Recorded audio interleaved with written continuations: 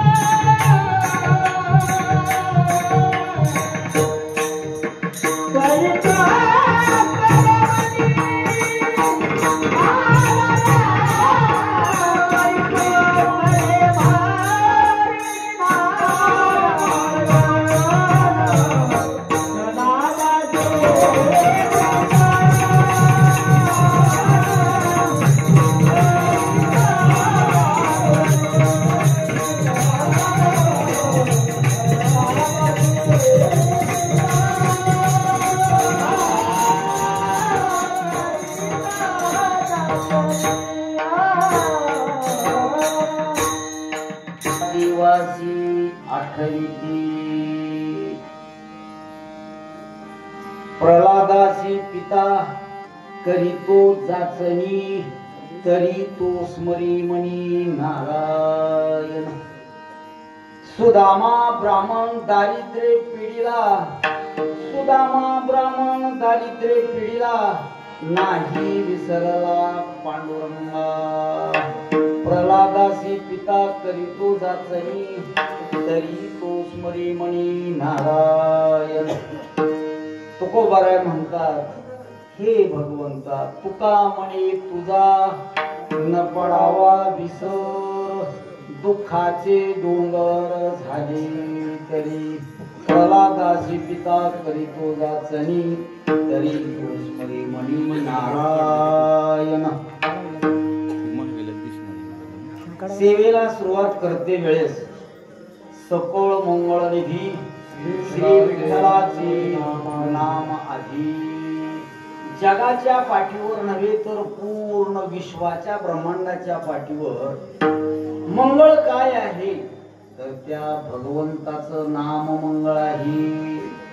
अशा षड्गुणाईश्वर्य भगवंत पंढरीरायाला नमन करून त्यांची कृपा मागून घेऊन त्यांच्या कृपेस तो जगद्गुरु जगदवंदे तुकोबराय सेवेला सुरुवात करायची। जसं आपणही भगवंताला नमन करू, त्यांची कृपा मागून घेऊ आणि त्यांच्या कृपेस तो कीर्तन करू, त्यांच्या कृपेस तो कीर्तन ऐकू, त्यांच्या कृपेस तो पिटी वाजू, त्यांच्या कृपेस तो मृदंग वाजू आणि त्यांच्याच कृपेस तो तर काय डुकली येऊ देत ना म्हणा। जर आली तर डुकली यायला कृपा त्यांचीच लागते, झोप तर काय त्यांच्या कृपेच्या व्यतिरिक्त येऊ शकत नाही मला।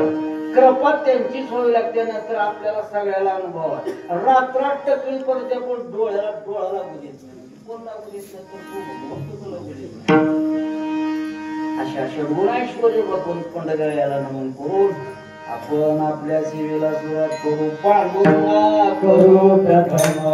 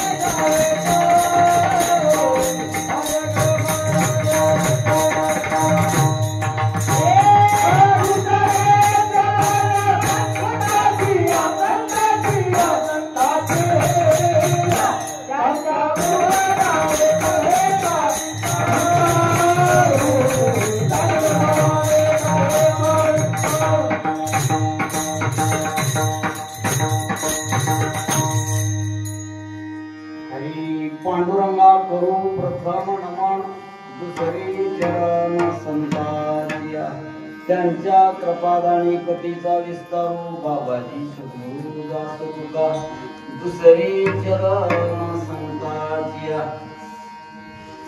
देव इचिरत चरणाची माती धावत चालत मागो मागे भगवंत देखील त्या संताच्या पाठीपाठी धावतात, नुसते धावत नाही तर या सुखा कारणे देव वेडावला वैकुंठ सोडून संत सगळी राहिला।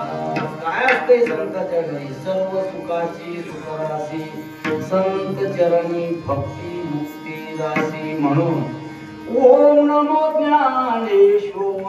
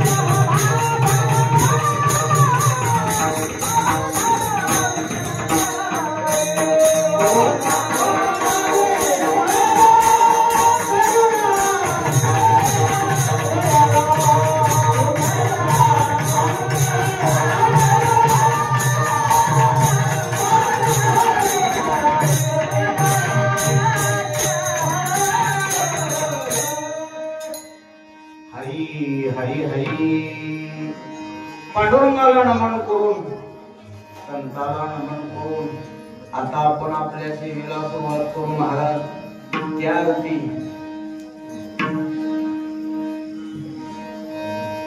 जगद्गुरु जगदवंदे तुकोबर हे ज्या ग्रामदैवत हनुमंतरायाच्या मंदिरामध्ये आपण या ठिकाणी अखंड हरिनाम सप्ताह साजरा करतो ना, परंतु एकदा हनुमंतरायाला नमन करून आपण आपल्या सेवेला सुरुवात करू. ऐका काय झालं होतं, शनीनं सगळे एका कडकून देवाला टायमिंग गाठून टाइम देऊन मी तुमच्या भेटीला येणार असं शनी देवानं प्रत्येक देवाला सांगितलं. ब्रह्म विष्णू महेश जेवढे देव आहेत तेवढ्या देवाला सांगितले की आमका दिवस तुमच्यासाठी मी निवडून ठेवलेला. काय देव म्हणायचे, आता ही बाबा आल्यावर आपल्याला सुखानं राहू देत नाही, काही समुद्रात बुडायचे, काही रानामाळाने पळून जायचे, लपून बसायचे. अशी अवस्था करीत करीत सगळ्या देवाला शनी महाराजांना भेट दिली आणि शेवटाला राहिले हनुमंतराय. हनुमंतरायाने म्हणले, हनुमंता काय म्हणतो देवा, शनी देवा, मी म्हणले उद्या सकाळी 8:10 तुमच्या भेटीला येणार आहे. मी तुमच्या भेटीची आतुरतेने वाट बघायला लागला. इतकी मला काळजी लागते तुमच्या शनी म्हणजे भोपळ गिरायचं झाले म्हणजे, परंतु तुम्हीच म्हणून वाट बघायला हे वेगळंच गिरायक दिसायला. हनुमंतरायाने ब्रह्ममुहूर्तावर उठून दंड थापून आंघोळ करून 8:10 कंप्लीट उभा राहिला. उभारल्याबरोबर शनिदेव आले. आल्यानंतर हनुमंतरायाने कडकडून मिठी मारली आणि मिठी मारून हनुमंतरायाला खांद्यावर घेतले. 8:11 आधीच उड्या मारायचा रियाज हनुमंतरायाला. खालून पृथ्वीवर जी उडी मारली का नाही आकाशात गेली, आकाशातून पृथ्वीवर, पृथ्वीवरून आकाशात, आकाशावरून पृथ्वीवर, अशा उड्या 10-11 वाजेतोर मारल्या. त्या शनिदेवाला तोंड नाकात हवा घ्यायचं कळलं नाही. काळे डोळं पार बेपत्ता झाले डोळे, ते पांढरे शिकून डोळे. हनुमंतरायाने 11:30 वाजेतोर सारख्या उड्या मारल्या. शनी म्हणाले, हनुमंतराया तुमच्या पाया पडतो, हान बगर मी तुमच्या वाटाला येत ना, पण मला सोडा, मी मेल्याशिवाय मरता होता, माझं काही खरं नाही. हनुमंतरायाने म्हणले, तसं नाही म्हणलं, सोडण्याचा काही विचारच नाही म्हणले, मला लय आनंद झाला म्हणजे तुम्ही भेटीला आलो. 1:30 वाजेतून उड्या मारायचं गेले ह्या कडचे. त्या 1:30 वाजता नंतर सगळं संपलं, इंद्रिय बंद पडले. म्हणजे हनुमंतराय तुमच्या पाया पडतो, मी हान बघत तुमच्याकडे नाही म्हणजे माझ्या एकट्याकडे येऊन भागत नाही म्हणजे तुमचं. ज्या गावात माझं मंदिर आहे त्या गावाच्या शिवावर तुम्ही येऊन लागले, त्या गावाच्या शिवावर सुद्धा तुम्ही येऊन लागत असं वचन द्या म्हणजे. त्यावेळेस त्यांनी वचन करून प्रत्येक गावात ते आहेत म्हणून ते सुख लागू देत नव्हतं म्हणून. हरी जगद्गुरु जगदवंदे तुकोबाराया हनुमंतरायाला नमन करतात आणि सेवेला करतात. हरी शरण शरण हनुमंत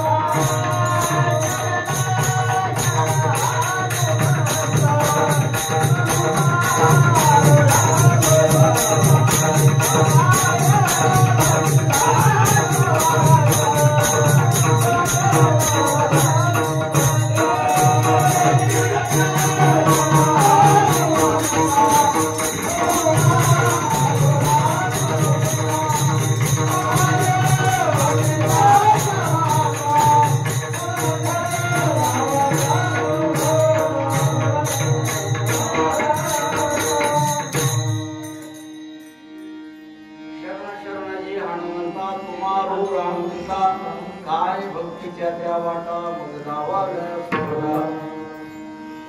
हनुमंतरायाला नमन करून आता आपण सेवेला सुरुवात करू. महाराज पहाते पांडव अखंड वनवासी परीच्या दिवासी आढळली. तुकोबारायला म्हणायचं आहे खरं खरं सांगायचं. भजन सुखात आठवते का दुःखात आठवते? हा काय अनुभव आहे दुःखाचा तुम्हाला? आता तुम्ही दुःखात उभा राहा का सुखात उभा राहा? दुःखात वरला सध्या सुखात बरोबर. सुखात देव आठवत नाही तुम्ही दुःखात कसं म्हणाला? आपण आता सुखात आहोत. अशा सुखात आहोत की खायला कमी नाही, कसल्याच प्रकारचं काही कमी पडलेलं नाही ना त्यांच्या लोकांनी. मग आपल्याला देव आठवायला का ना आठवायला ह्याची खात्री आपण करून घ्यावी वारकऱ्यांनी का न घ्यावी? एक विचार मांडला बघा. आपण तर सुखात आहोत, सुखात तर देव आठवत नाही आणि तुकोबरायचं म्हणणं आहे काय? हरी पहाते पांडव अखंड वनवासी परीच्या दिवासी आठवली.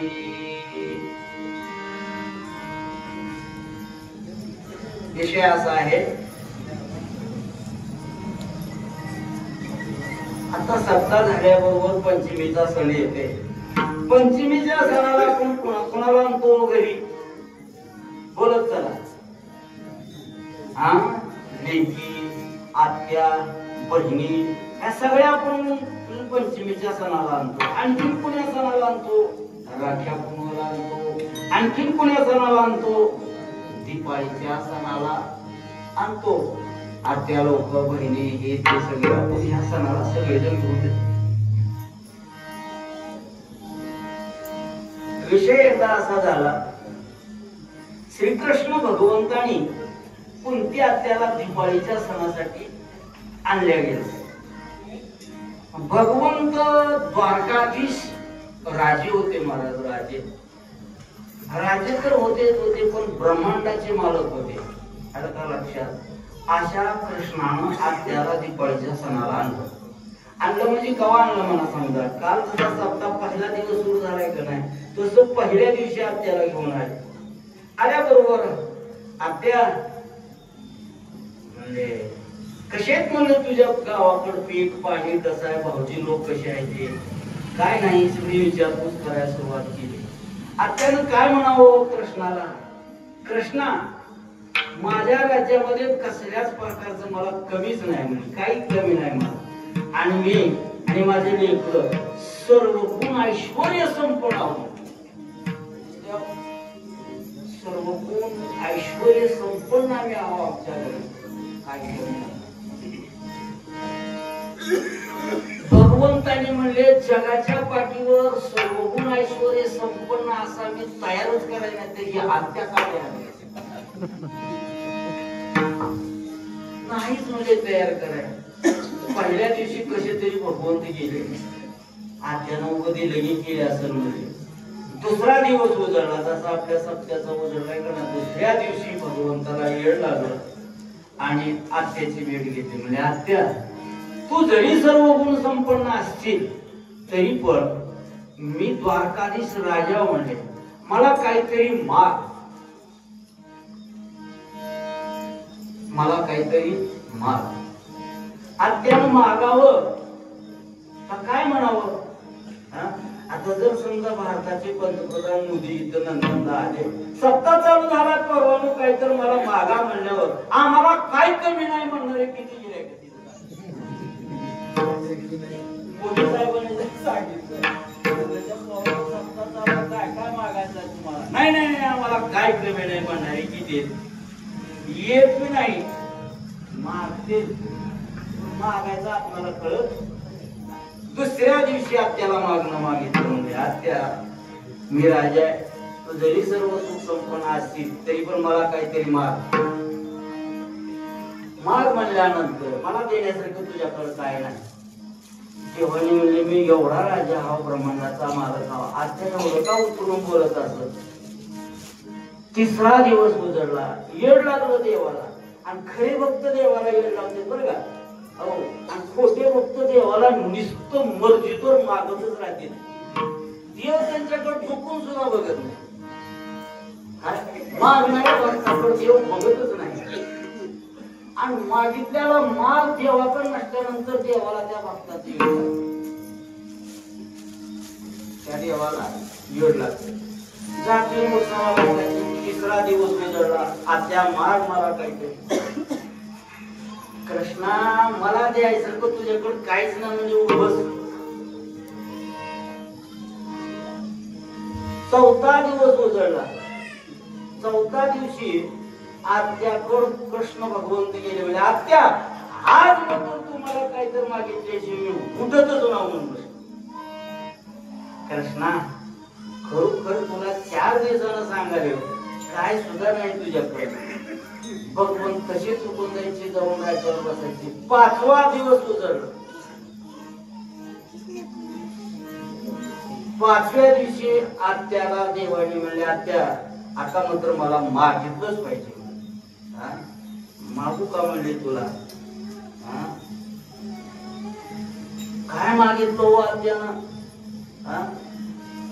आधी सत्याने देणगी सांगून बघ आत्यानं मागितलं.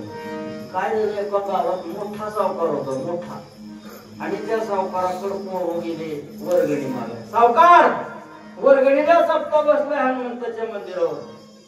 इतकं मोठ्यानं बोललो महाराज तुम्हाला काय सांगत. त्यानं म्हणलं काय पटी करता उठून जावा माझ्या मनात आहे ती मी करतो म्हणलं. त्यानं सावकार पोरवानी म्हणजे मोठा सावकारा बाबा म्हणजे चला. सत्याचा 5वा दिवस उजळला. 6व्या दिवशी महाप्रसादाचं सामान आणायला जायचं तर चला म्हणजे सावकाराकडे गेली की बाबा वही घेऊन. सावकार वर्गणी. आणि वर्गणी द्यायची माझ्या कुठं हातात आहे मला. माझ्या हातात कुठं वर्गणी द्यायची मग कुणाच्या हातात आहे. कसा म्हणजे ही पोरं आले तिथं. ती मी त्याच्यापेक्षा कडक होती बर का. कडक होती. तुम्हाला कसा येतो आवाजा कसा म्हणजे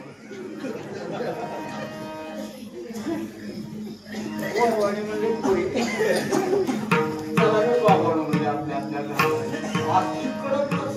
आपल्याला माहित नाही. अगं तसं माझी इज्जत जाते.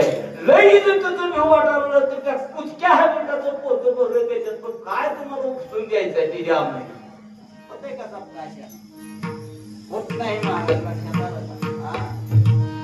मला याच्यावर काय सांगते जव हे सकाळ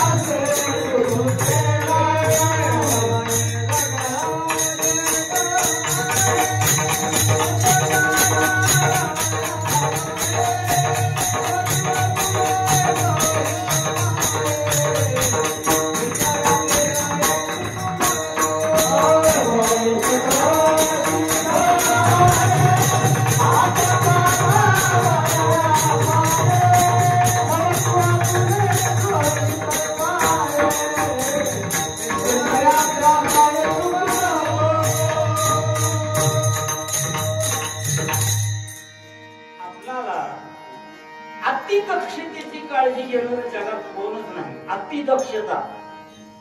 अतिदक्षतेची काळजी घेणारे जगाच्या पाठीवर एकमेव संत आहे. आणि त्या संतांनी आपल्याला सांगून टाकले की बाबा जव हे सकळ सिद्ध आहे हात चालावया पाये तव तू आपले सवहित पाहे तीर्थयात्री जाये चुकू नको का जव काळासे तुली केला तव तू हरिगुण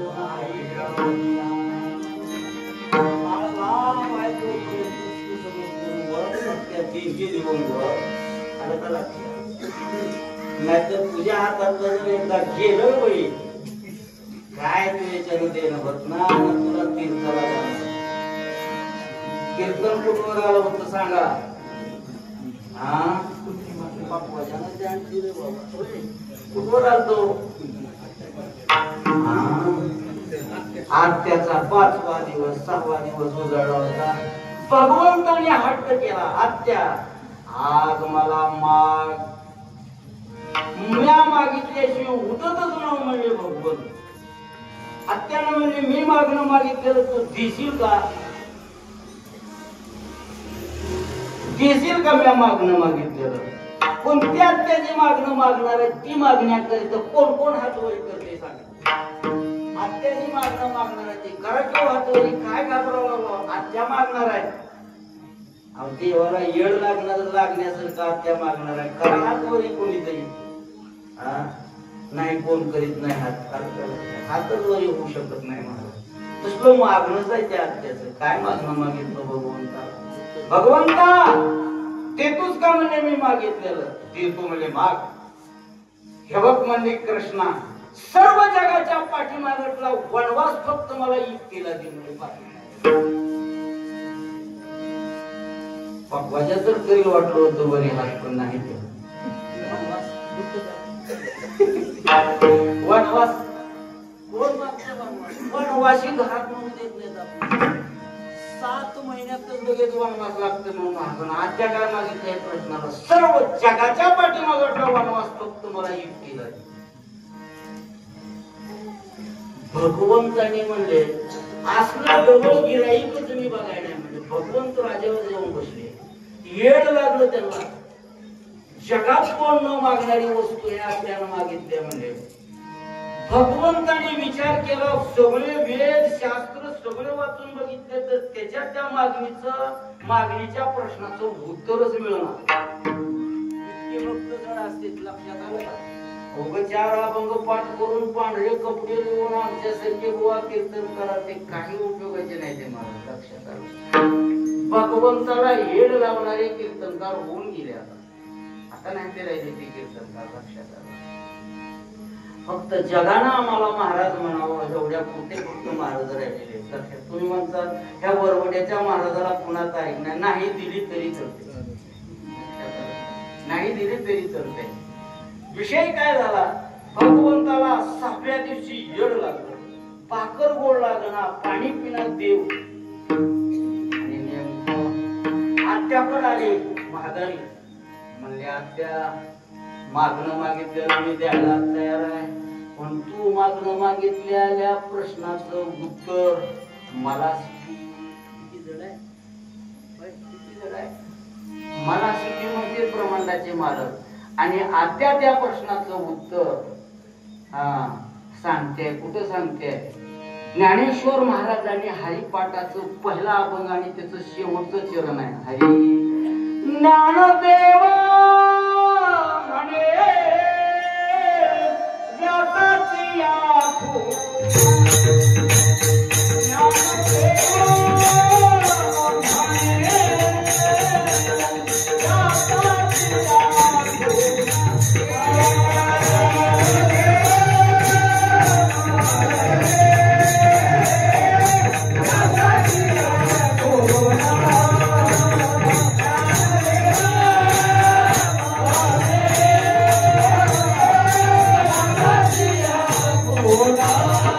Oh,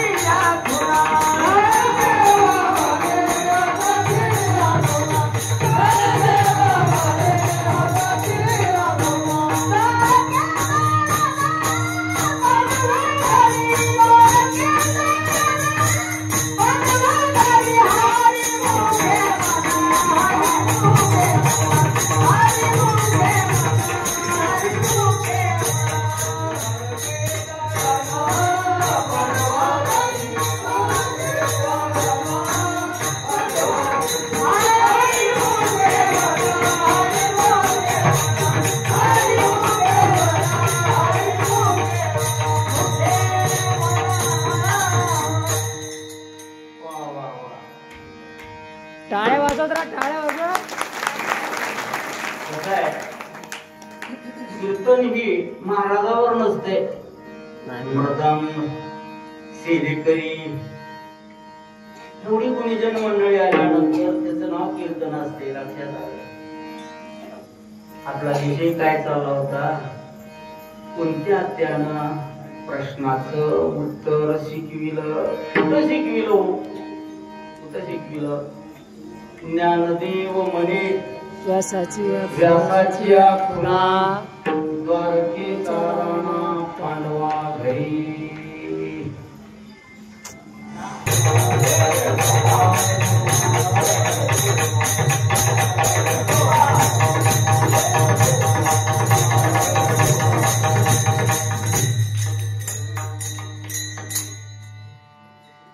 ज्या वेळेस कोणत्या त्यानं प्रश्नाचं उत्तर दिलं त्या टायमाला भगवंताला कुठं राहावं लागलं? कुठं राहावं लागलं? ज्ञानदेव म्हणे व्यासाच्या खुणा द्वारकेचा राणा पांडवा घरी. किती दिवस राहिला हो त्या पांडवाच्या घरी? किती दिवस राहिला? 5000 वर्ष दिवस. त्याला त्या पांडवाच्या बाजूला जाता आलं नाही. मागावं तर देवाला असलं मागावं, असलं मागावं. आणि नेमकं देव पांडवाच्या घरी राहिले. सगळे काम करायचे पांडवाचे देव. परंतु 4 दिवस अडचण आली, मोठी अडचण आली भगवंताच्या माग. आणि भगवंत राज्यावर बसले, ह्यांच्या कारणात चालू झालं नाही. तोपर्यंत दुर्योधनाचा मामा शकुनी, मामा कसला बी राहावा पर शकुनी सारखा कवाच नसावा. नसल्याला बरा. पण शकुनी ना अशा कपटाच्या सोक्याच्या डावाच्या त्या गोळ्या करून आणलं. डाव फुडमुड वागायचा कसला डाव घेऊन आलं. आणि भगवंताच्या गैरहजेरीमध्ये राजा धर्माला डाव खेळायला बोलवलं. डावावर बसविलं. आणि ती मंत्र्याला डाव होता.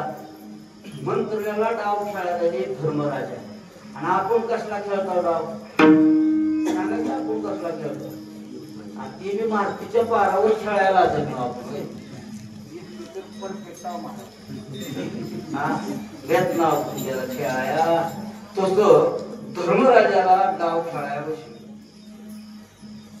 डाव कवाच खेळायचा ना, चहा पाण्यावरला बिस्किटावरला सुद्धा खेळायचा नाही. काटाच काढत ते जाव. तसल्या धर्मराजाचा काटा काढला तर आपल्यासारख्या चेताची काय किंमत आहे? कसला होता धर्मराजा? विराटाच्या घरी धर्मराजाला एक थापड मारली होती. त्या विराटानं गणा फुटला होता. गणा फुटल्याबरोबर रक्त पृथ्वीवर जर पडलं असतं तर ह्या ब्रह्मांडाचं कोळस होत होतं. तू मामा रक्त जर खाली पडलं असतं तर ब्रह्मांड आपण इथं राख होतो. की राख एवढी ताकद होती धर्मराजाच्या रक्तात.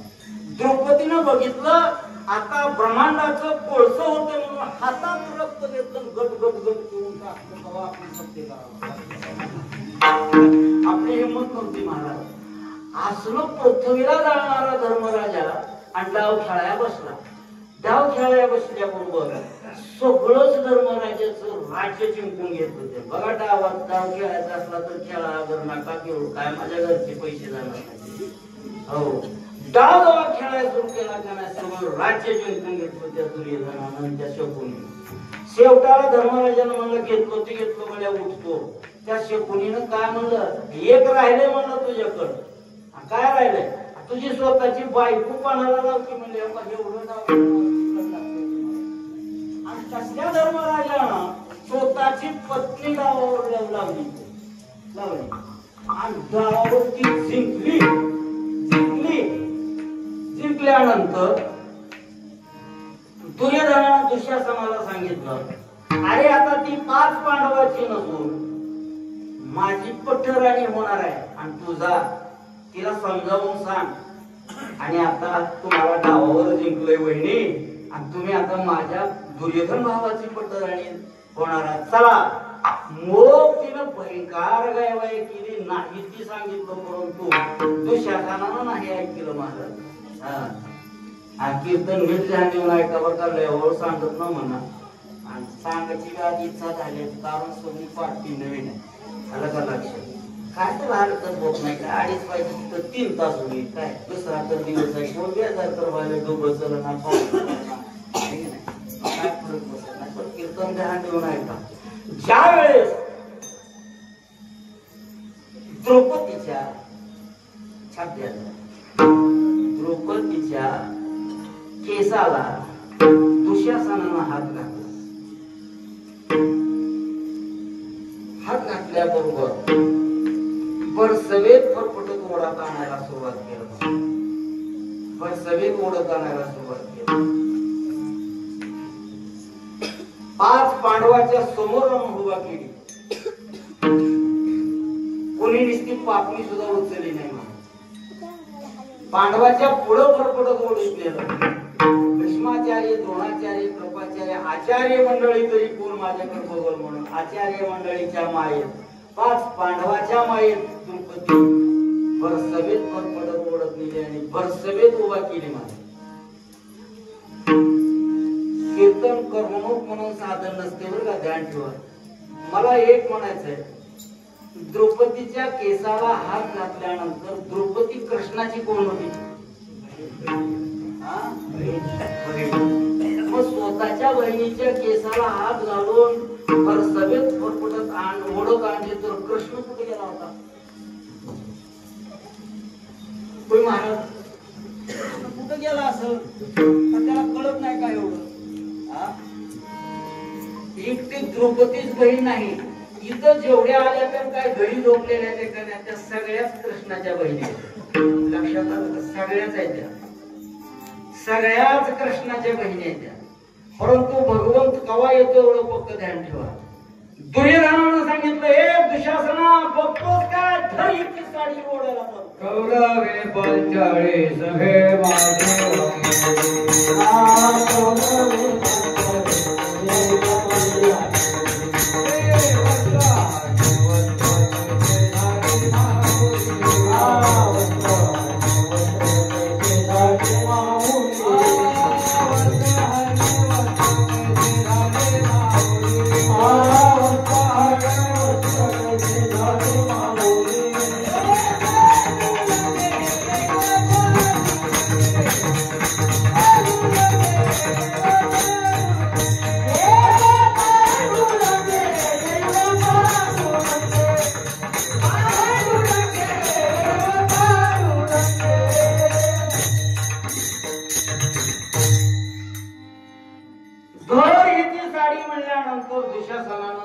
पदर धरला आणि ओढायला चालू केला.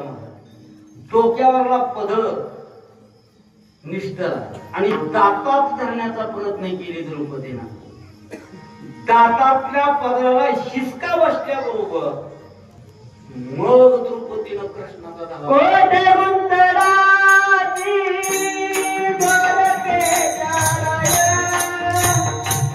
Oh,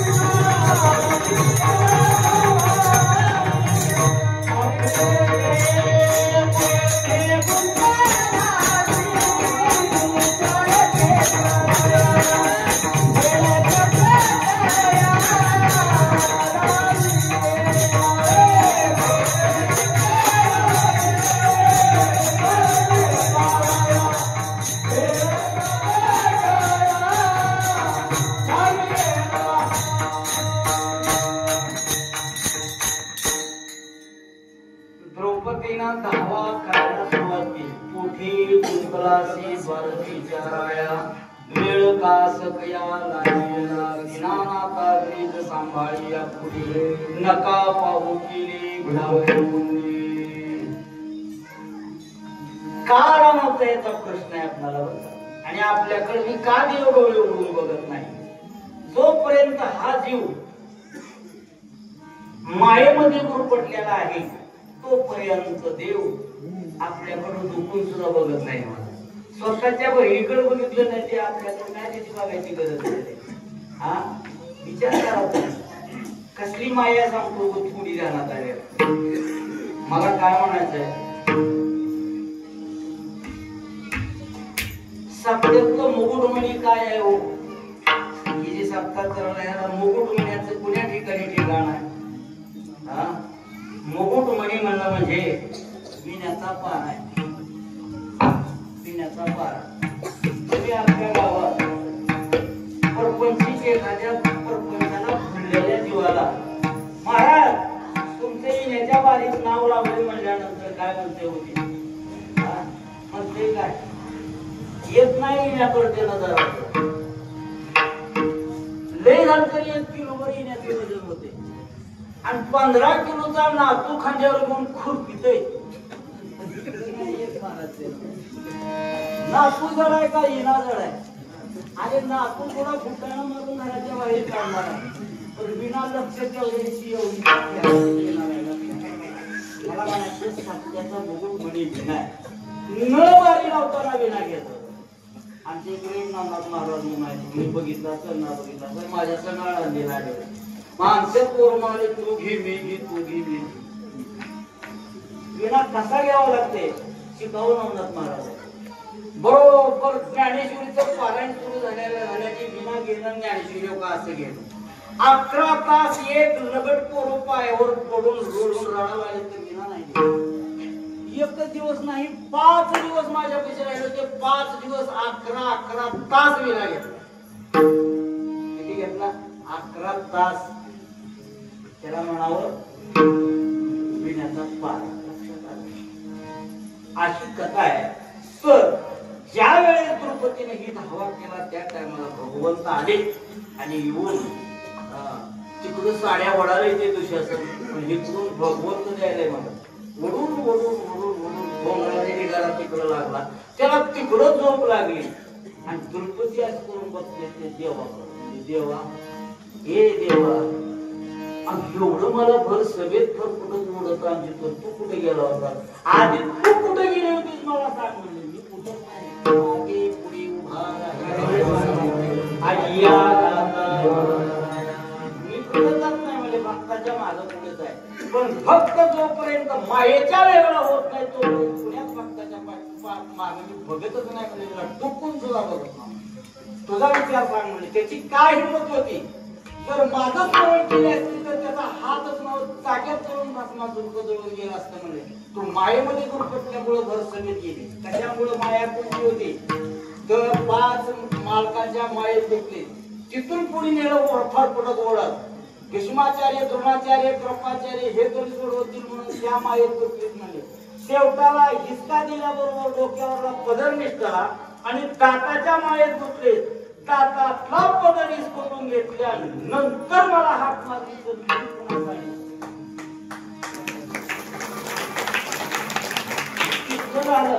आपल्याकडे काय उत्तर राहायचं होय.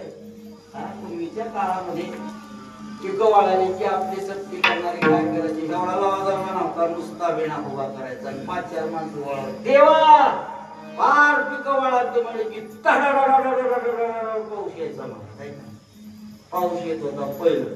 आणि आता सब त्याला किती वेळ असं केलं तर खाली उगत दैवात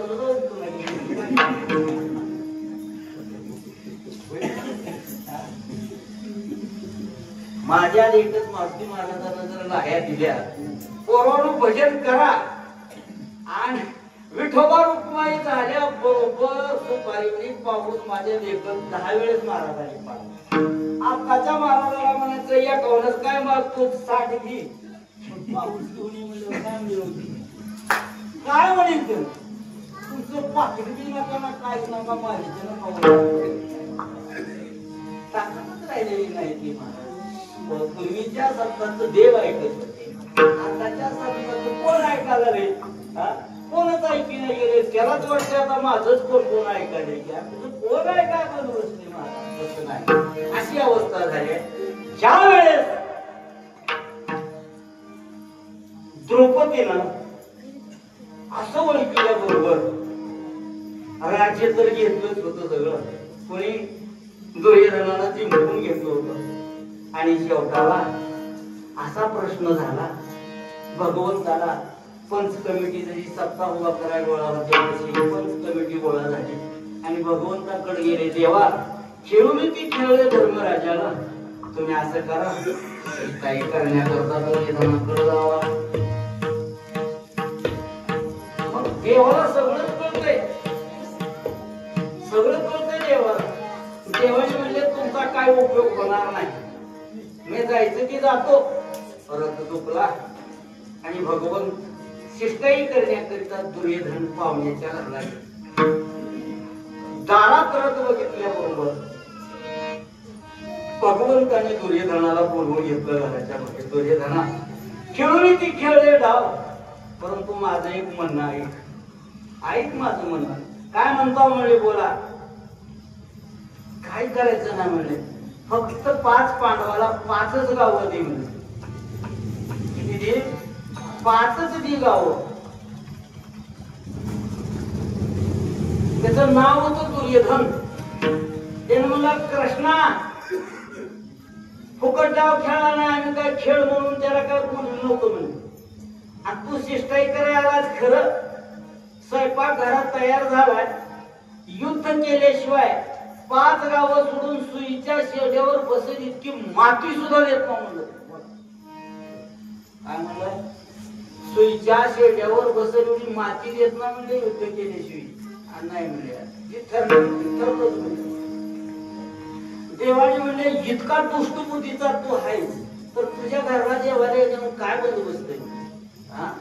विदुर काका देव आपल्या राज्यात आले म्हणून विदुर काकाचा पाय जमिनीवर ठरत नव्हता अत्तरच पळत होते महाराज अत्तर पळले.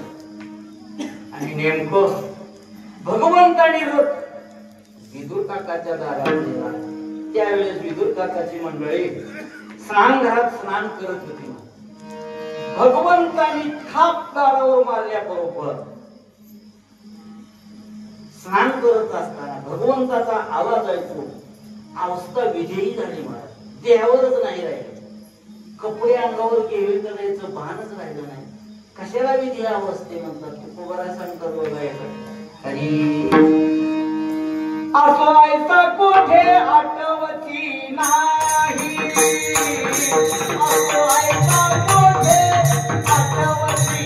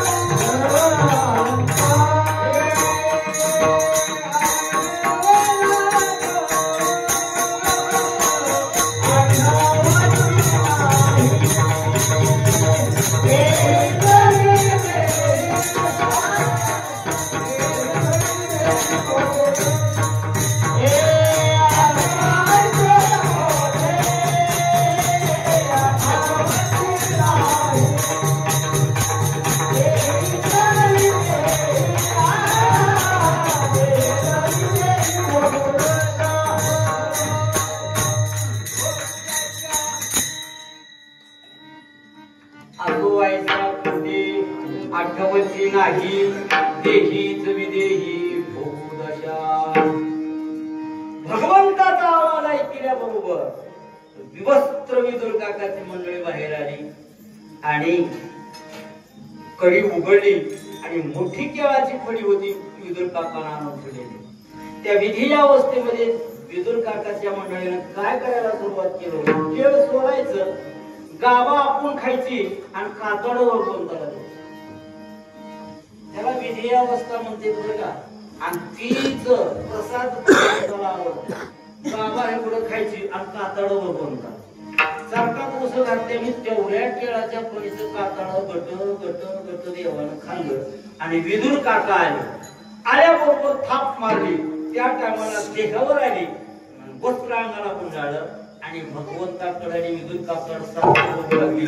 पुन्हा उरलेली केळाची फळी वरलं कातड काढून दिलं आणि भगवंताला गाभा तोंडात घालू लागली. तरी भगवंताने काय म्हणू, मगाच्या सारखी चव लागत नाही म्हणजे. कातड्यात कशी चव होती तशी म्हणजे आता चव लागत. अशा विदुर काकाकडे शिष्टाईला गेल्यावर भगवंत गेले आणि भगवंताने म्हणले आता स्वयंपाकाला घाला. स्वयंपाक तयार केला, कण्या भरविल्या आणि रट रट रट रट शिजविल्या आणि विदुर काकाला आणि भगवंताला पात्र टाकले आणि त्या भगवण्यातून दुसरं वाढाय काय नव्हतं ते भगवणच उचललं आणि विदुर काकाच्या पात्रावर भगवंताच्या पात्रावरती बदबद वाचाय आल्याबरोबर चतुर्भुज झाली. 4 हाताने पत्रवाळी अशी धरली. तुझ्या म्हणजे काय वाढायचं ती वाडा. बद बद बद बद बद भगवण्यातल्या कण्या खाली वाचल्या आणि देवाने खत खत खत खत खत हसायला सुरुवात केलं. विदुर काका म्हणले देवा गरीबाच्या कण्या म्हणून हसालाच का? म्हणजे गरीबाच्या नव्या म्हणजे ही कण्या कण्या गरीबाच्या नव्या. जगाचा अनुभव पूर्ण ब्रह्मांडाचा उलटा पालटा केला पण 4 हाताचं कुठंच काम पडलं नाही. इतकं तुझं जेवण जड आहे म्हणून 4 हात लावले आणि असल्या जड जेवणाचं मला हसू आले म्हणजे खत खत खत हसले आणि ते गट गट गट गट केल्या. ठरलं काय? काय ठरलं शेवटी? युद्ध करायचं. 12 वर्ष वनवास, 1 वर्ष गुप्तवास ठरला आणि 12 वर्ष दिवस वनवासाला पांडवाला जावं लागलं. 1 वर्ष गुप्तवासाला राहावं लागलं. आणि दुर्योधनानं जसं आता ह्या नणदच्या लोकांनी यज्ञ ठेवलाय का नाही, यज्ञाच्या सप्ताही कसं काय ज्ञानेश्वरीचं तर पारायण यज्ञ कसं काय म्हणाला? महाराजांनी म्हणले त्या त्यांना माहित होय यज्ञ होते का पारायण होते? नाम यज्ञ, पप्पाच्या नाम यज्ञ म्हणते ज्ञानेश्वरी पारायण होतंय का यज्ञ होतंय? कसा कसा होतंय यज्ञ? एक कारण आहे तुम्हाला सांगतो, लक्षात आलं. एका गावात एका म्हातारीला विचारलं ज्ञानेश्वरी पारायण म्हणजे काय? म्हातारीनं म्हणली की आम्हाला पारायणाचं काय माहित नाही, परंतु 1 वरी झाले म्हणजे नाश्ता करून भरपूर पवे खायला मिळते त्याचं नाव सप्ताह. म्हातारीला आणि रोज चपाटा द्यायची नाश्त्याला त्याचं नाव सप्ताह. पुन्हा एका महाराजाने विचारलं एका चांगल्या म्हाताऱ्या माणसाला असल्या वारीक म्हणजे ज्ञानेश्वरी पारायण म्हणजे काय? त्यानं म्हणलं परगावचं गाव करतोय म्हणून आमच्या गावात करते त्याचं नाव ज्ञानेश्वरी पारायण. एवढा समाधानी पारायण म्हणजे काय आहे? ज्या वेळेस कळस पूजा होते आणि माऊली आळंदीत नसून आपल्या हनुमंताच्या मंदिरात येतात, लक्षात आलं? आणि माऊली 7 दिवस काढ्यापर्यंत या ठिकाणी हजर असतात आणि ओम नमोजी अध्याय म्हणल्याबरोबर प्रत्येक भूमी गणेश, प्रत्येक अक्षरा गणेश या ज्ञानेश्वरीच्या पारायणाचं पॉप्युलेशन देवळापासून सुरू होते. आलं का लक्षात? एक ओवी गर गर गर गर सुदर्शन कमी फिरावं एवढी फिरते आणि त्याचं पूर्ण 7 दिवस 18 अध्याय वाचून पार झाले पूर्ण नंतर शुअर पॉप्युलेशन टर भरतो सारख्या त्या ओळ्या पुढच्या सप्त्याबरोबर घर घर घर घर घर फिरायला आणि त्या काय करते त्या असलेल्या गाराचा पाऊस येऊ देत नाही साहेबीन वळाली की बरोबर त्याचं आकर्षण म्हणून करते आणि ह्या यज्ञामुळे साहेबींना शेंगा कृपा करी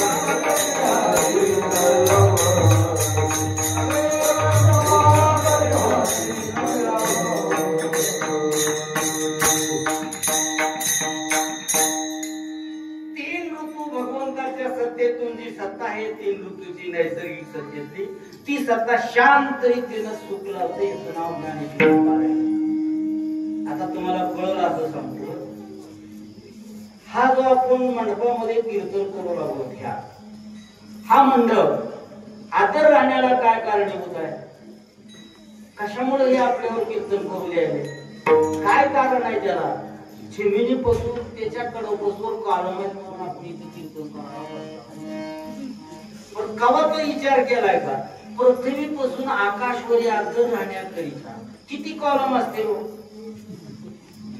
केला का कवा विचार आजानं केला नाही पाजानं केला नाही कुणीच केला नाही तर खाद्य मेले पार पण हे आकाशवरी आदर करायला त्याचा कोणी विचार केलाय का महाराजांनी तरी केलाय का आमच्यासारख्याने तरी केलाय का पाजानं तरी केलाय का कशामुळे केला का विचार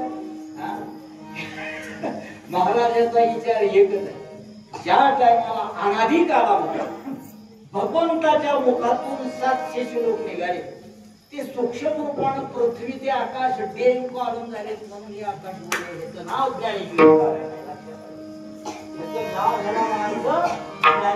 पारायण आणि त्याच्यामुळे हे आकाशवरी आत्मा लक्षात आलं का पहा ती पांडव आकाशवासी परित्या देवासी आठविती ठरलं काय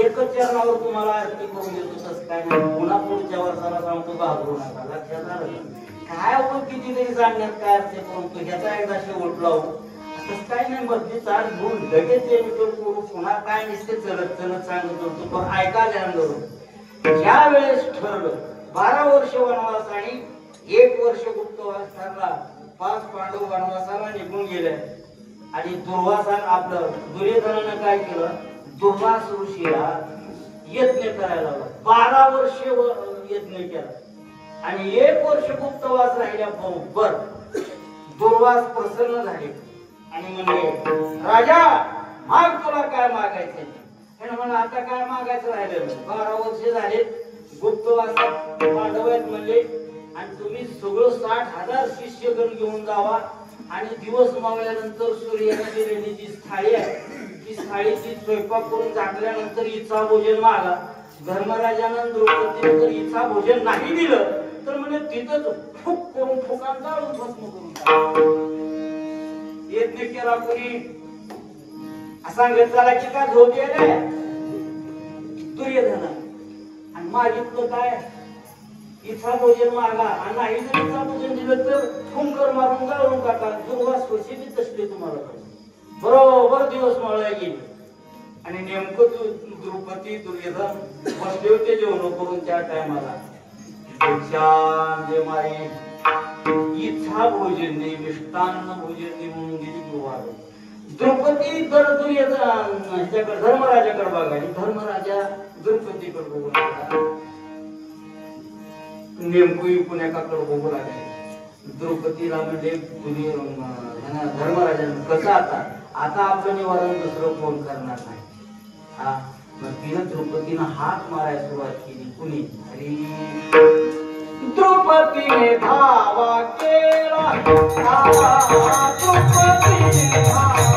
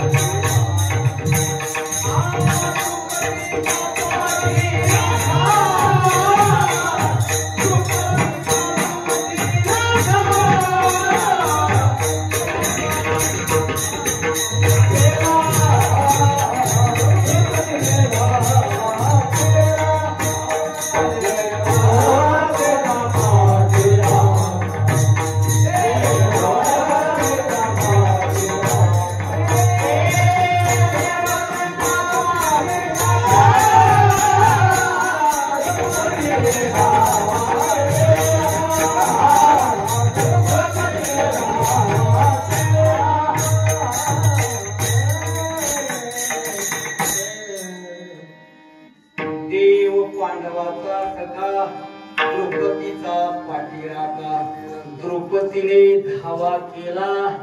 देव द्वारकेहुनी आला. धावा केल्याबरोबर देव आले. आल्याबरोबर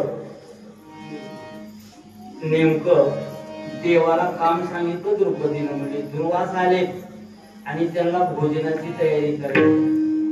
ते खरं म्हणजे तुझं, परंतु थोडं लांब नाही म्हणजे तेवढ्या लांबून पळत येऊन येऊन मला भूक लागली. आधी माझ्या पोटाची सोय कर, मग तुझं बघू म्हणजे काय बघायचं. तुला द्यायचं का माझ्याकडे जर असतं तर मी तुला बोलविलं असतं कशाला. नाही नाही म्हणजे बघ बघले भूक लागली. माझं कसं आहे म्हणजे घेशी तेव्हा देशी मी घेता म्हणजे तेव्हा देता.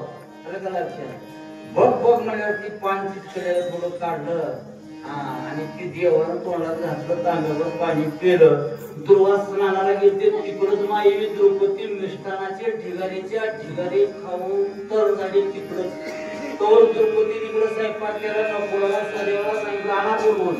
तिकडे गेले तर तिकडून दुर्वास म्हणजे अष्टपुत्र भव आयुष्यमान भव यज्ञ केला. ह्यानं फायदा झाला त्यांचा महाराज. अशी अवस्था त्या देवानं त्या ठिकाणी केली. आणि नेमकं दुर्वासानं दिला पूर्ण आशीर्वाद. नेमकं 12 वर्ष वनवास संपला. 1 वर्ष गुप्तवास संपला. तरी महाराज दुर्योधनाची खुमखुमी जाईना. शेवटाला युद्धच करावं लागते म्हणून युद्धच करावं म्हणल्यानंतर कृष्णाला बोलवून घेतलं. कृष्णा म्हणले कसं मिळे आमचं युद्ध होणार आहे. आता कसं करावं काय नाही म्हणले या मदतीला माझ्याकडे मागाय. दुर्योधन जरा धनबार होता. म्हणजे तुम्ही दोघं बिया. दुर्योधन गेला पहिल्या सुरूला गेला. म्हणजे दुर्योधन एका कडला बसायचा तर तसा नाही. मोठेपणातला माणूस एकदम पार काढायला काढणार. नेमकं जाऊन उशाळा बसलं दुर्योधन.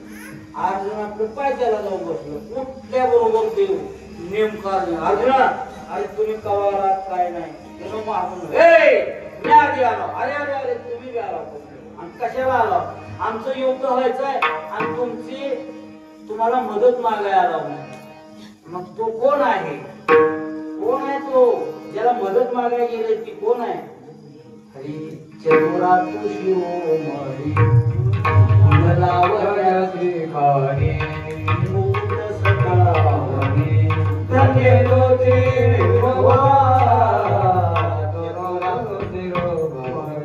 चतुराचा शिरोमणी आहे तो. थांबा त्याची गडबड करू नका. म्या म्हणले वाटणी करून देतो, जशी त्यानं वाटण्या उचला. ठोका म्हणले असं आहे, अख्खं सैन्य एकाकडे आणि मी एकटा एकाकडे. माझा आधी सांगतो मला, मी हातात शस्त्र धरणार नाही, फक्त 4 हिताच्या गोष्टी सांगणार. दुर्योधनानं म्हणला, कुठे हिताच्या गोष्टी सांगायच्या त्या काय रणांवर लढा लढायचा. बरं ही बाबांवर तर 16,800 बायका, ह्याचे नातून पण ह्याला कोणी खाऊ पिऊन हलावलं दुर्योधनाला. आणि ती म्हणजे मला सैन्य, सगळं सैन्य दिलं भगवंतानी.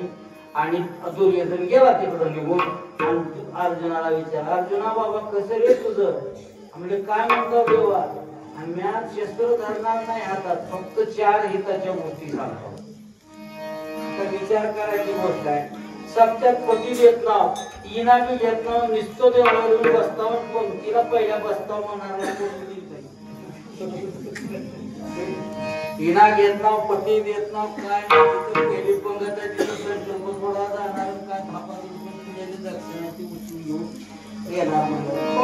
कोण येऊ देईल गेला तिथं सत्यात कसं? अर्जुनाला कृष्णाला असं म्हणल्यावर अर्जुन हा भक्त होता. देवा म्हणले 4 हिताच्या गोष्टी सांगितल्या तरी बास झालं. म्हणजे काय त्याला करायचं ते करू दे, पण तू ये. रणांगणावर कुरुक्षेत्रावर लढा, एकमेकाचं युद्ध, सैन्य एका ठिकाणी गोळा झाल्यानंतर दुर्योधन लय आला होता. द्रोणाचार्याकडे गेला आणि म्हणला, आचार्य मला वज्रदेही व्हायचंय, वज्रदेही व्हायचंय. आणि म्हणजे आपल्या घरात औषध आहे की कुठं आहे? धर्मराजाकडे जा म्हणजे, त्याने तुला औषध सांगते. त्याने गेलं की बाबा दादा, ए दादा, युद्ध उभारल्यानंतर बावकीचे लोक कुणाला बोलते. धर्मराजा तसं नाही. काय म्हणतो दुर्योधना सांग, माझं एक काम आहे तेवढं सांगतोस का? मला वज्रदेही व्हायचंय. आणि त्याला काय म्हणजे आपल्या घरात काय की म्हणजे कारखाना वज्रदेही व्हायचा. काय सांगितलं धर्मराजानं दुर्योधनाला?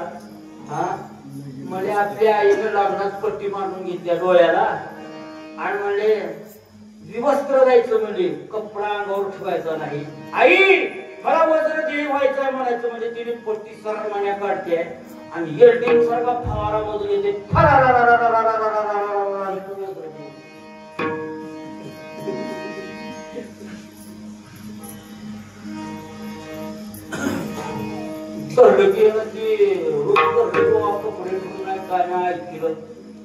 देवानं मला आपण 4 हिताच्या गोष्टी सांगायला.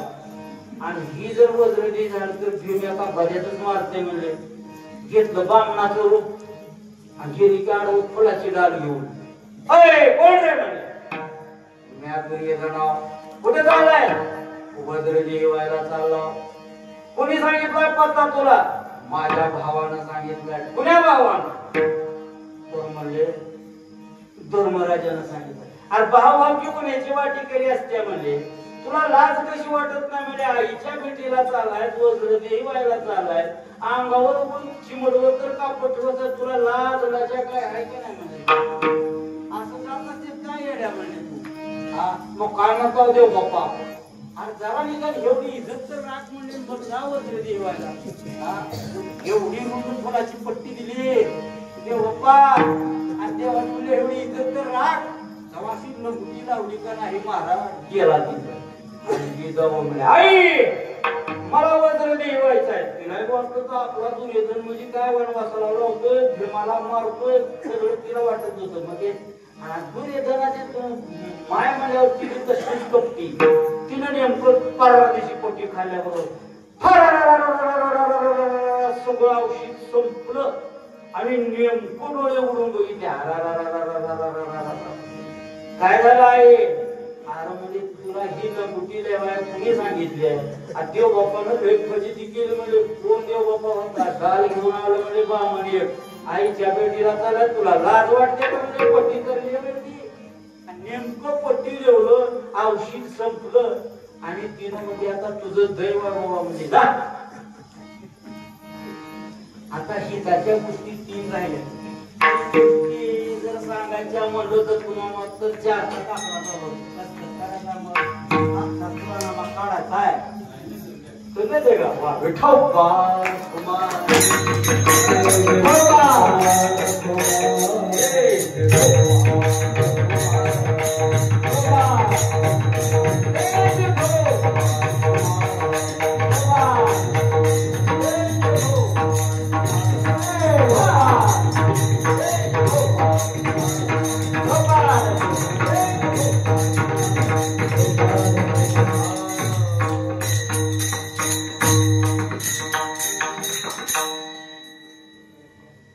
युद्धाला तिकडं तिकडं सैन्य थाप उभारलं महाराज दुर्योधनाचं उभारलं आणि ह्या धर्मराजाचं त्यानं मला कृष्णा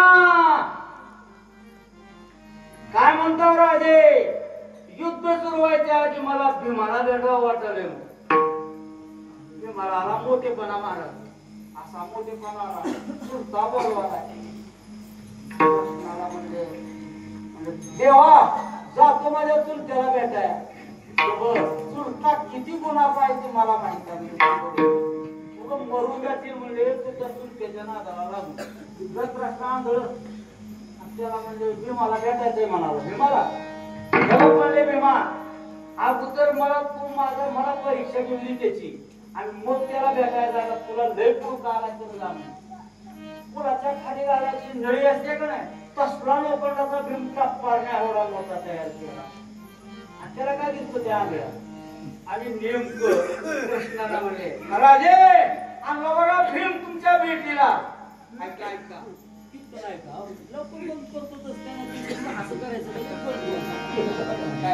ऐका कीर्तन ऐका म्हणले कृष्णाला म्हणले राजे भीमाला भेटीला भीमा चल तुझ्या चुलत्याचा रे तुला पोळता यायचा बघ म्हणले कसा करतोय काय लोखंडाचा भीम त्या धर्तराष्ट्राच्या मोहरीत ठेवल्याबरोबर भीमा ए भीमा भीमा म्हणलो त्याला कडकडून मिठी मारलो मला खणको कुरकुड्याचा पुढा पडल्याने लोखंडाचा भीम पडला भीमाचा पुस्तक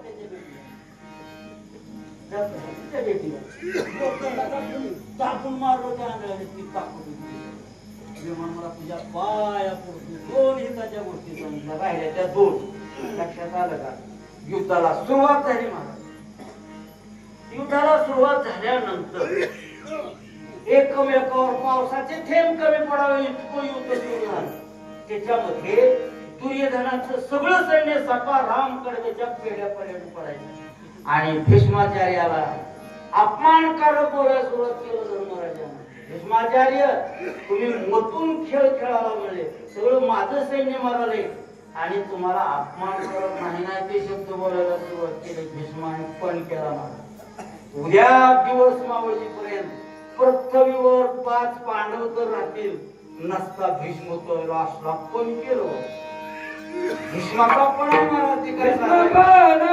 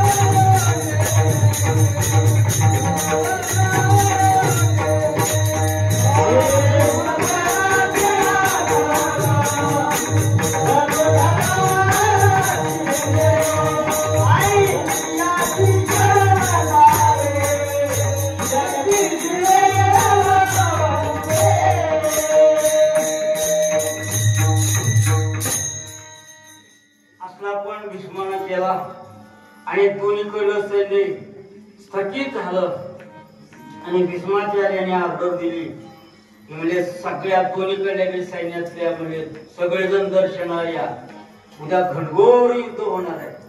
त्याच्या कडकून दर्शनाला यायला सुरुवात केलं. भीष्माचार्याने आशीर्वाद द्यायचा. किती बाया यायला त्याची, तिकड्या किती यायला त्यातून हिकड्या किती यायला. द्रौपदीनं रड मांडलं, म्हणजे कृष्णा भीष्माचा पण आहे, आता काय खरं नाही, तू घाबरूनच म्हणले. मी 4 हिताच्या गोष्टी सांगायला आलो, तू कसल्या प्रकारचं घाबरायचं नाही, फक्त एवढं कर मी सांगतो तसं कर. कृष्णानं द्रौपदीला पाठकुळी घेतलं खांद्यावर आणि म्हणजे तू एकच करायचं, दुर्योधनाच्या बाया जे आल्या त्या लयनीत जायचं आणि आशीर्वाद मिळजितोर फक्त बांगड्या वाजवायच्या नाही. दर्शन घेतलं वाचतो. भीष्माचार्याने अष्टपुत्र सौभाग्यवती करी आयुष्यमान भाऊ असला आशीर्वाद द्यायचा.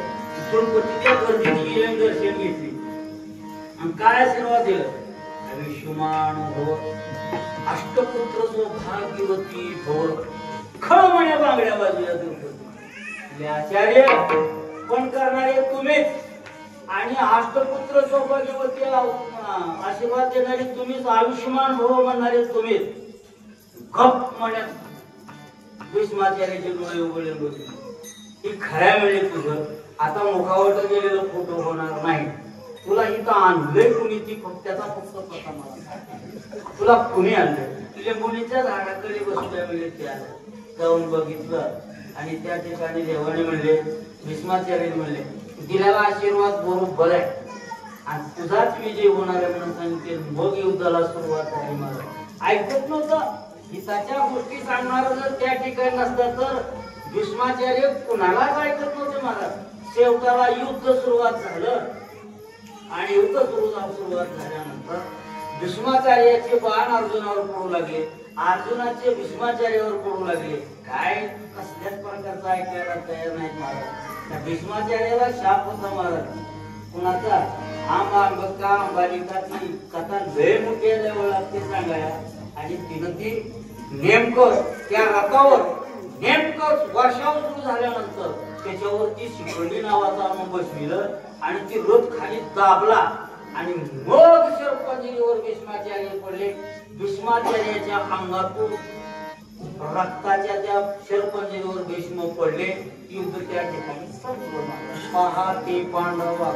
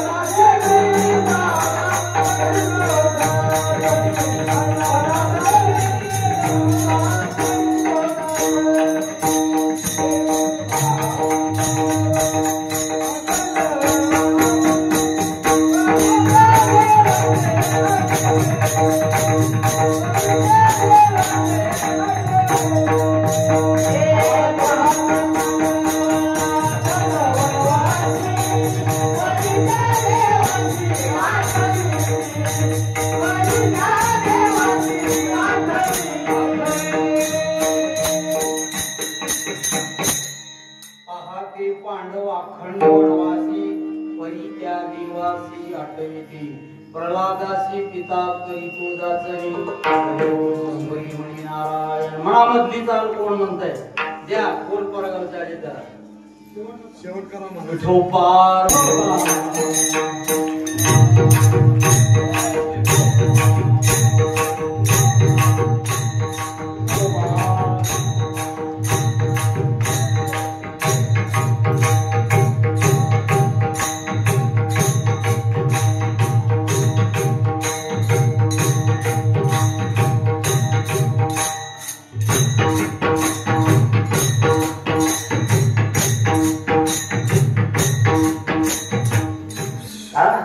पुण्याने मेडिकलला जावा, सातपातळा जावा, 21 वर्गात जावा आणि जात्यातून म्हणजे रस्ता औषध मागा. इथं तर मिळतच नाही पुण्या मेडिकलला. उग पुढच्या वर्षी सप्त्यात आम्हाला महुरी एवढा पण मरच लागायचा म्हणून मागा. होय देतील का कोण मेडिकल वाले? देत नाहीत महाराज. सातपातळात मिळत नाही, 21 वर्गात मिळत नाही. तो पण मरच इथं मग मिळतो. कसा मिळतो? हरी लावणी मृदंग श्रुती ताळ घोष.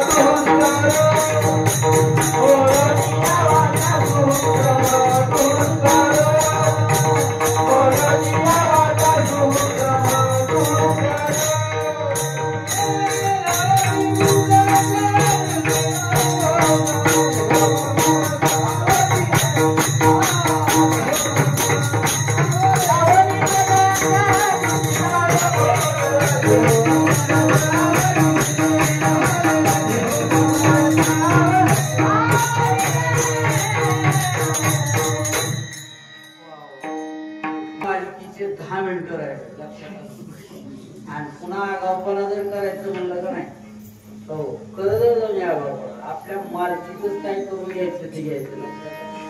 पहाते पांडवा खंडवनवासी परी त्या देवासी अटविती प्रल्हादासी पिता करी तो जाचणी करी तो सोरी म्हणी नारायण. सगळ्याला माहित आहे मी काय सांगणार सांगून सुदामा ब्राह्मण दारिद्र्य पिढीला नाही विसरला पांडुरंगा. फक्त 5 मिनिटात दृष्टांत सांगतो सुदाम देवाचा आणि लगेच चरणाची चाल तुम्हाला देऊन टाकतो म्हणजे आपली इज्जत राहते.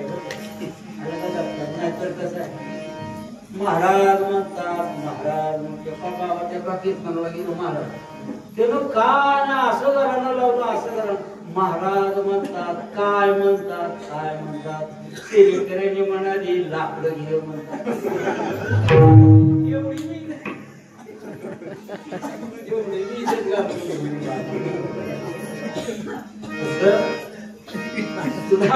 ब्राह्मण दारिद्र्य पिढीला नाही विसरला पांडुरंगा. काय झालं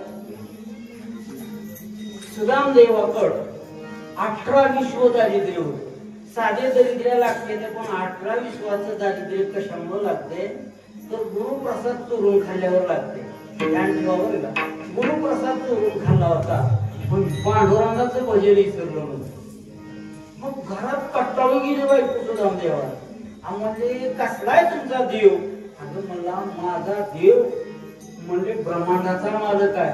मग रोज त्याचं भजन करता खुरपून तुमचं मी पोट भरायला मग त्याला काहीतरी मागाया जायचीच मला अडचण पडल्या म्हणजे त्यानं आधी घेतोय तेव्हा देते हिनाचं बिचारीनं गावात मागून करून एवढे पोहे आणले आणि ती पोहे बांधली कुठं 100 गाठीचं धोतर आणि 110 गाठीचा रुमाल आणि त्याच्यामध्ये एक गाठ बांधली त्या पोह्याची आणि सुदामदेव देवाच्या भेटीला गेले. जाऊन गेटवर उभारल्या बरोबर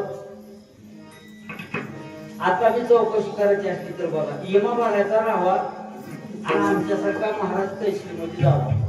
ती चपराशी काय म्हणते बाहेर हो तिकडे राम साहेब गेले मिटिंगला मध्ये आणि एक जरा चांगलं इस्त्री करून कडक झालं या तसल्या बोलामध्ये आम्हाला त्यांना काय नाव काम तुमचं काम करतो तसं सुदामदेव तिथे गेल्याबरोबर सगळेच आले महाराज त्यामुळे जाऊ दे आमचा देव कुंकड ही दरिद्री कुंकड काय कपडे नाही एक जणांना म्हणलं हा बाबा मला काय काम सांगावं गेलं देवाकडे सांगाय देवाकडे गेल्या बरोबर देवा सुदामदेव गेटवर आलेत म्हणल्यावर पळती मुली देवाला थोडी झाली कडकडून मिठी मारली.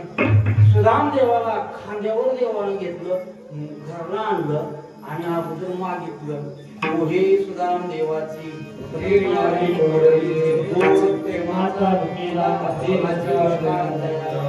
सुदामदेवाला खोपडी देवा दिले देवानं आणि सुदामदेवाची पाद्यपूजा केली.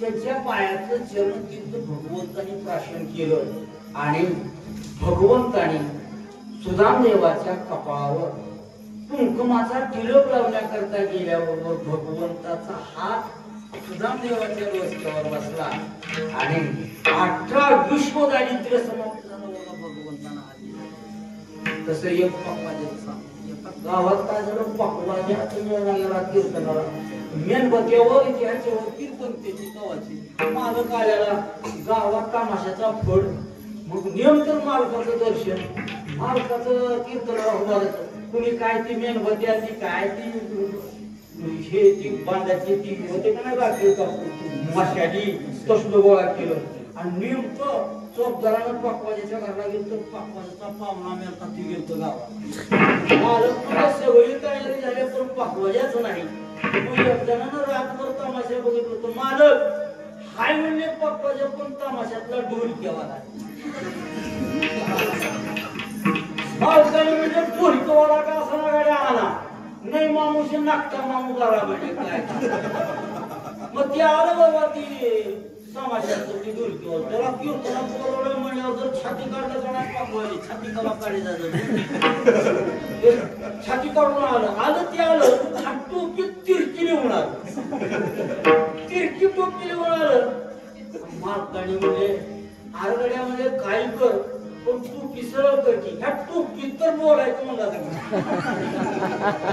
बोलायचं म्हणला सगळे पिसळ केलं मला वाजवायचे बाबा अजून थोडी वाकडी कर पण वाजवाय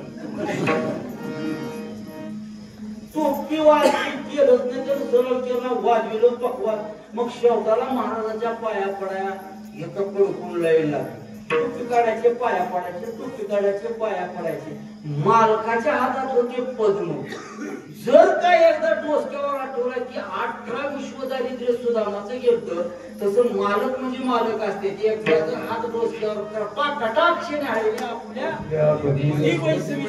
नेमकं पक्वाच्या आला टोपी काढून पाया पडल्या बरोबर डोसक्यावर आठवला पाठीवर हात टाकला जे गेलं का ना थिएटर मध्ये ढोलकीच इसरली कायम ढोलकी इसरली पुन्हा महाराजांना मालक एकदा तुमचं दर्शन घेतलं ढोलकी गेली पोट कशावर उघडून तुला आयुष्यात 10 जन्मापर्यंत ढोलकी वाजवायच ना म्हणजे तू आता काय वाजवावं लागल वाजत तू वाजवावं लागल सुदामदेवाला कुंकुमाचा तिलक लावताना 18 विश्व दारिद्र्यानं सोन्याची नगरी केली. हा इतका श्रीमंत देव होता सासरवाडी तशी श्रीमंत होती देवाची किती सोनं होतं त्याच्या घरी लंका देवानच केली इकडं सुद्धा नगरी केली सगळं देवानच आल्यावर सासरवाडीचं फार वाटून पार केलं. सुदामा ब्राह्मण झाली तुला नाही विसरला पांडुरंगा. प्रल्हादासी पिता करीतो जाचली तरी कोसमली मनी नारायण. तुका म्हणे तुला म्हणे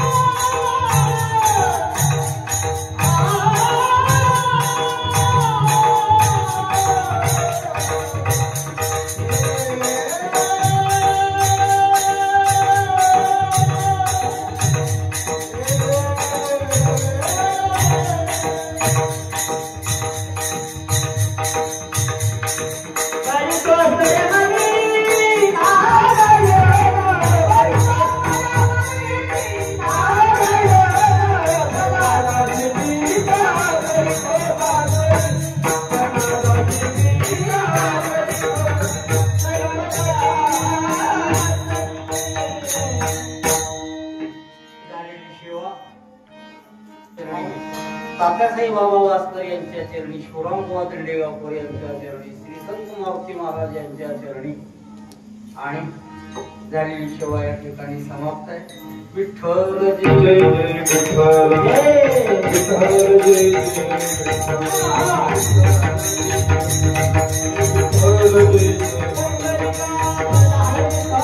विठ्ठल,